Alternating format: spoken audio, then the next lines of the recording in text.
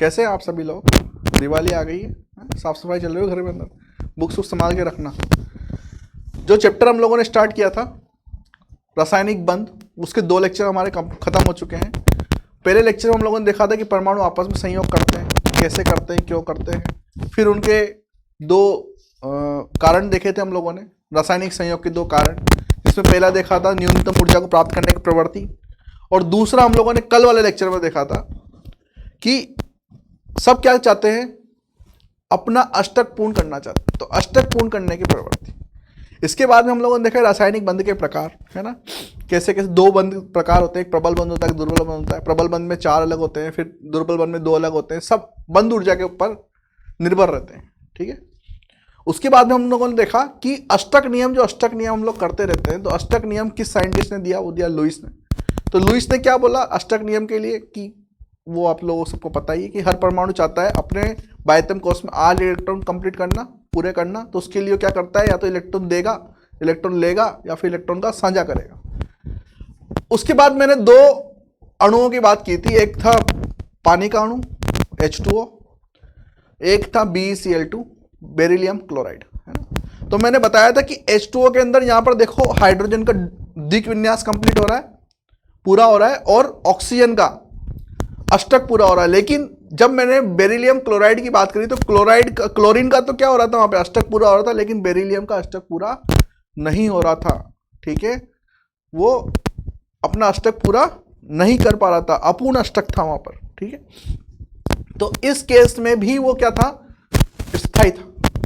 तो ऐसे बहुत सारे अणु हैं, एक अणु निकल गया इसका मतलब फिर बहुत सारे अणु होंगे ऐसे जो क्या कर रहे होंगे, लुईस का अष्टक नियम प्राप्त ना कर रहे हो, लेकिन फिर भी वो क्या हो, स्थायी हो। तो उन सभी के बारे में हमको पढ़ना है। वो सब क्या कहलाएंगे, लुईस के अष्टक नियम के अपवाद, है ना। लुईस के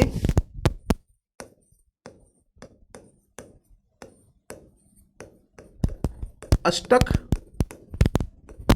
नियम के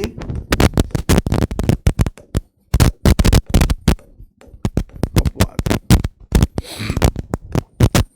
तो सबसे पहला जो रहेगा हमारे पास में लुईस के अष्टक नियम में अपवाद में, वो ये रहेगा कि अपूर्ण अष्टक वाले अणु, अपूर्ण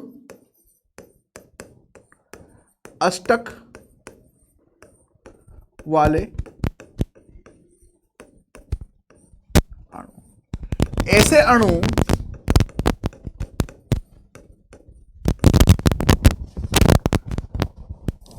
ये परमाणु कर लो आप, इनको अणु कर लो।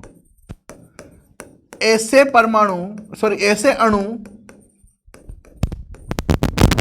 जिनके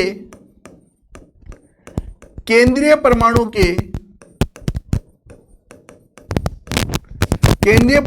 के बाह्यतम कोश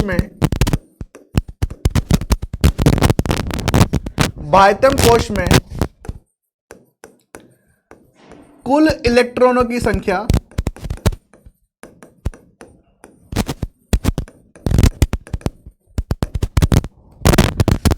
8 से कम हो, 8 से कम हो, तो ऐसे सभी अणु अपूर्ण अष्टक वाले अणु कहलाएंगे, ठीक है। ऐसे सभी अणु अपूर्ण अष्टक वाले अणु कहलाएंगे, है ना। अब इसके एग्जाम्पल्स कौन कौन से होंगे, जैसे उदाहरण के तौर पे देखो, हैलाइड ऑफ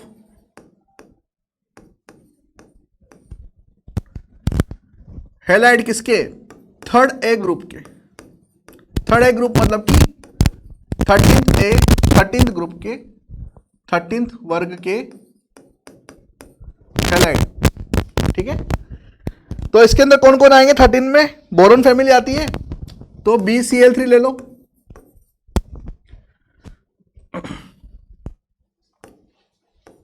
BF3 ले लो, AlCl3 ले लो, एटसेट्रा। तो यहां पर अगर आप देखेंगे तो इनके बाह्यतम कोश में 8 इलेक्ट्रॉन पूरे नहीं है, जैसे बोरोन है। बोरोन का इलेक्ट्रॉनिक विन्यास, इसके बाह्यतम कोश में जो इलेक्ट्रॉन होते हैं वो होते हैं 5। इसका परमाणु क्रमांक होता है 5। बाह्यतम कोश में इसमें 3 इलेक्ट्रॉन होंगे, 1 2 3। ये Cl क्या कर लेगा, अपना अष्टक पूरा कर लेगा, और गरीब कौन रह जाएगा, बोरोन। बोरोन के पास में कितने इलेक्ट्रॉन रह जाएंगे, 6 इलेक्ट्रॉन। ठीक है, बोरोन के पास बाह्यतम कोश में बाह्यतम कोश में 6 इलेक्ट्रॉन हैं। ठीक है, इसका अष्टक पूरा नहीं है, इसलिए इनको अपूर्ण अष्टक वाले अणु कहा जाता है। ठीक है बच्चों, दूसरी बात,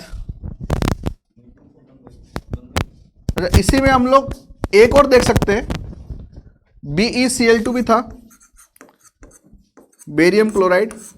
ठीक है, BeCl2 के अंदर हम लोगों ने देखे थे कि बाह्यतम कोश में कितने इलेक्ट्रॉन थे, 4 इलेक्ट्रॉन थे। ठीक है, हेलाइड्स हमारे हो गए। हाइड्राइड्स जो है थर्ड ए ग्रुप के हाइड्राइड्स ले लें, जैसे कि BH3, तो ये भी क्या है, अपूर्ण अष्टक वाले अणु है। ठीक है, ये भी लुईस के अष्टक नियम के अपवाद है। क्लियर बच्चों,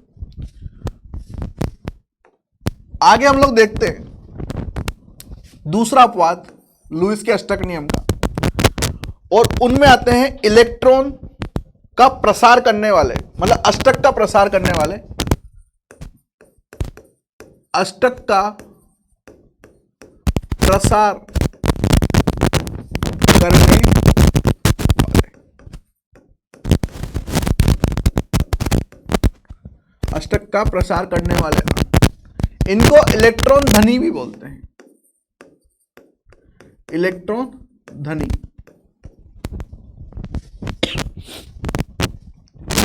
ऐसे अणु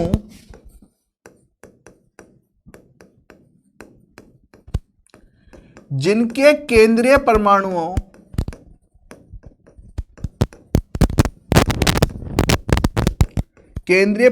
के बाह्यतम कोश में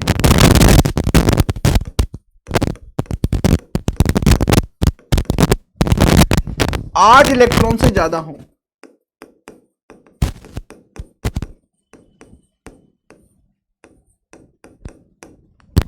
ऐसे सभी अणु क्या करेंगे, अपने अष्टक का प्रसार करने वाले माने जाएंगे। ठीक है, तो ऐसे कौन कौन से अणु हैं, जैसे उदाहरण के तौर पे देख लो,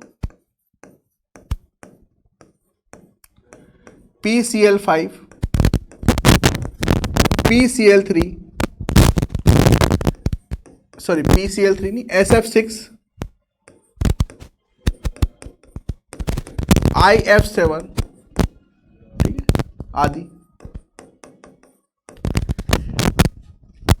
ऐसे अणु क्या कहलाएंगे, अष्टक का प्रसार करने वाले। जैसे कि मैं एक एग्जांपल, बस ये एक उदाहरण समझा रहा हूं। फॉस्फोरस है, फॉस्फोरस कौन सी परिवार से संबंध रखता है, नाइट्रोजन से।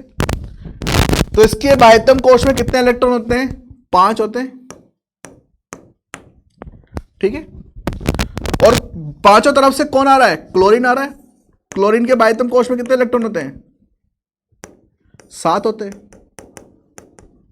तो क्लोरीन तो क्या कर लेगा, अपना अष्टक पूरा कर लेगा। अष्टक तो फॉस्फोरस भी पूरा करेगा, लेकिन वो क्या करेगा, अपने अष्टक का प्रसार करेगा।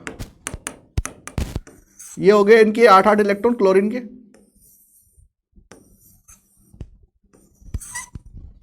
लेकिन फॉस्फोरस के आउटर मोस्ट शेल में इलेक्ट्रॉन साझा करने के बाद में कितने इलेक्ट्रॉन हो गए, 10 इलेक्ट्रॉन हो गए। फॉस्फोरस के बाह्यतम कोश में कितने इलेक्ट्रॉन हो गए, 10 हो गए। इसका मतलब इसने अपने अष्टक का क्या किया है, प्रसार किया है। सल्फर में 12 इलेक्ट्रॉन होंगे और आयोडीन में 14 इलेक्ट्रॉन होंगे। तो ये इस तरीके से अपने अष्टक का प्रसार करेंगे। ठीक है, इलेक्ट्रॉन धनी, अष्टक का प्रसार करने वाले अणु इनको बोलते हैं।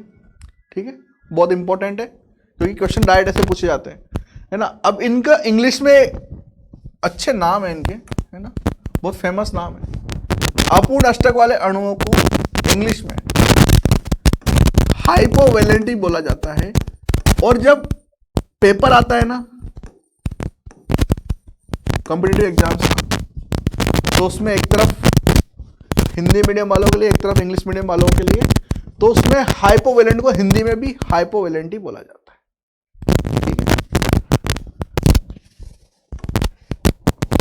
ये अष्टक का प्रसार करने वाले को बोला जाता है हाइपरवैलेंट। हाइपरवैलेंट, हाइपरवैलेंट जो अपनी अष्टक का प्रसार करते हो। ठीक,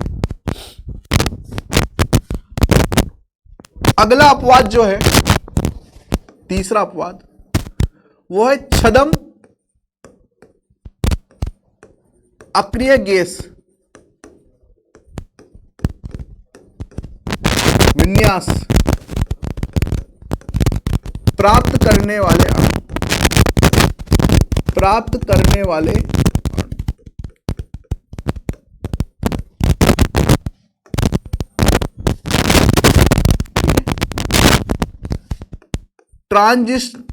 ट्रांजिशन धातु में जो धनावेश वाले होते हैं उनके बाह्यतम कोश में,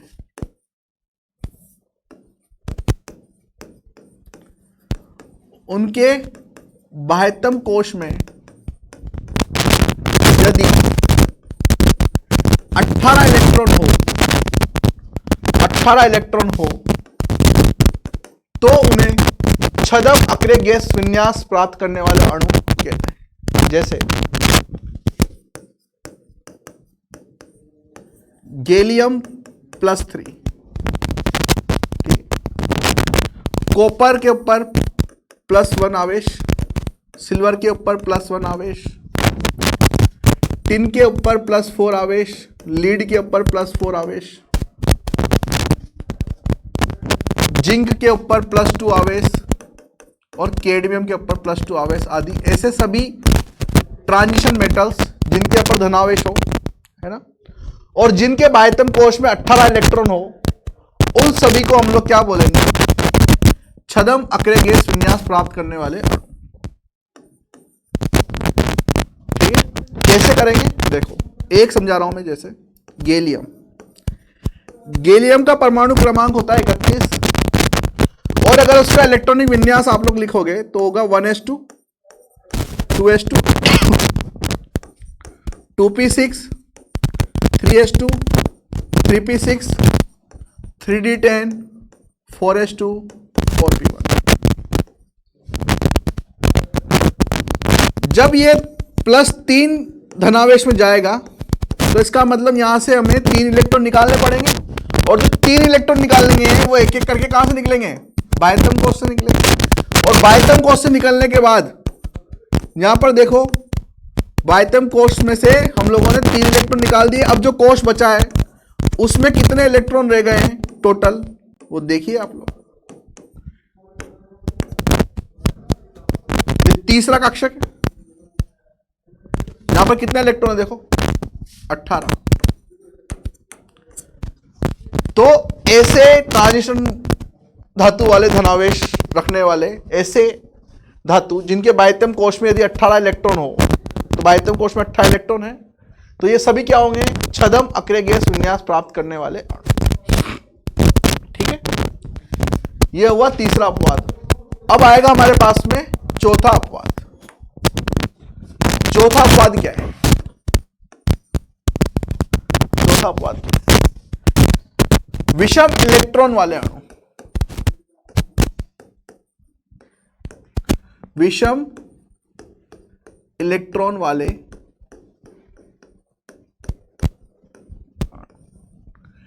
ऐसे अणु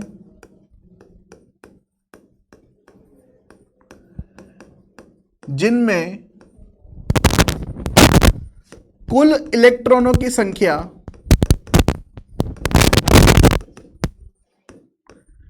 विषम हो या अयुग्मित इलेक्ट्रॉन पाए जाते हों,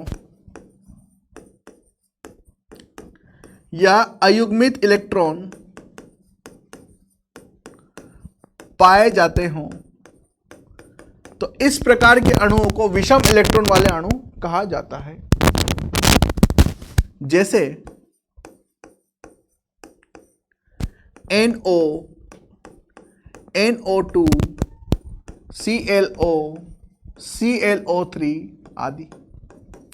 ये सभी अणु अगर आप देखोगे तो इनके कुल इलेक्ट्रॉन की संख्या विषम होगी। मैं एक बता दूं आपको, जैसे NO है ना, नाइट्रोजन के बाह्यतम कोश में इलेक्ट्रॉन होते हैं 5 और ऑक्सीजन के बाह्यतम कोश में इलेक्ट्रॉन होते हैं 6। तो ऑक्सीजन देखो अपना अष्टक पूरा कर रहा है, लेकिन यहां पर नाइट्रोजन जो है उसमें अभी भी क्या है, एक अयुग्मित इलेक्ट्रॉन है और इस एक अयुग्मित इलेक्ट्रॉन की वजह से इसको बोला जाता है अष्टक नियम का अपवाद। ठीक है, तो क्या ऐसे एग्जिस्ट कर सकता है एनो? हाँ कर सकता है, क्योंकि एक कंटेनर में सिर्फ एक एनो नहीं होगा, है ना, एक कंटेनर में बहुत सारे एनो अणु होंगे। तो वो एनो अणु आपस में क्या कर सकते हैं, वो एनो अणु आपस में इस तरीके से युग्मन कर सकते हैं। कैसे? मान लीजिए यहां पर इस तरीके से रखा हुआ है ऑक्सीजन, तो यहां पर जो एक इलेक्ट्रॉन है ये इस एक इलेक्ट्रॉन से क्या कर ले, पास आके बंद बना ले, और बंद बना के दोनों क्या कर ले, युग्मन कर ले। ठीक है, तो ये सब बात की कहानी है हमारी, जो हम लोग पढ़ेंगे। अभी के लिए सिर्फ आपको इतना रखना है कि ये विषम इलेक्ट्रॉन वाले अणु हैं जो अष्टक नियम के अपवाद होते हैं। ठीक है, एक दो क्वेश्चन कर लेते हैं हम लोग, फिर दिवाली के बाद देखेंगे बच्चों। क्वेश्चन ये है, निम्नलिखित में से कौन, निम्नलिखित में से कौन इलेक्ट्रॉन धनी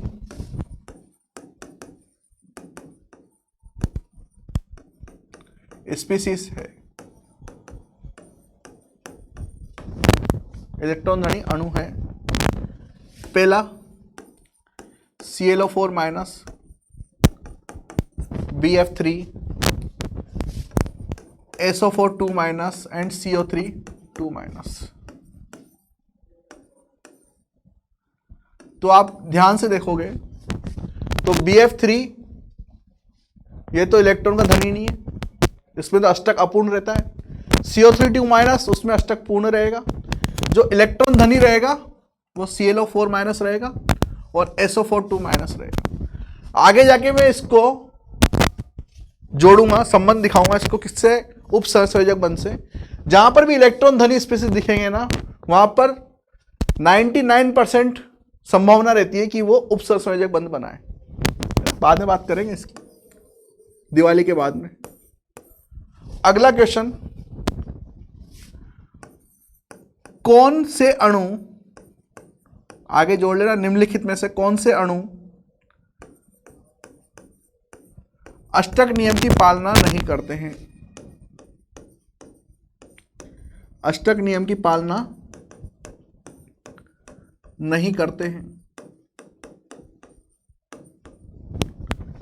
पहला BeCl2,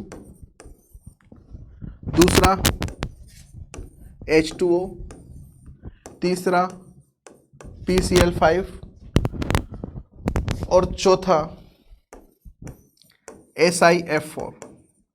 ठीक है, तो देखो BeCl2 अपूर्ण अष्टक वाला था, PCl5 इलेक्ट्रॉन धनी था, तो ये दोनों जो हैं अष्टक नियम की पालना नहीं करते हैं। H2O में हम लोगों ने बात की थी, यहाँ पर अष्टक पूरा होता है।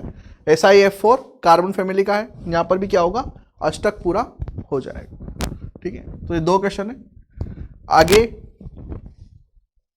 मैं एक शीट डालूंगा, लेकिन थोड़े से टॉपिक कंप्लीट हो जाए तो एक डीपीपी डालूंगा तो आप उनको क्लियर कर सकोगे, सारे क्वेश्चन कर सकोगे, क्योंकि 3-4 टॉपिक के क्वेश्चन उसमें सम्मिलित है।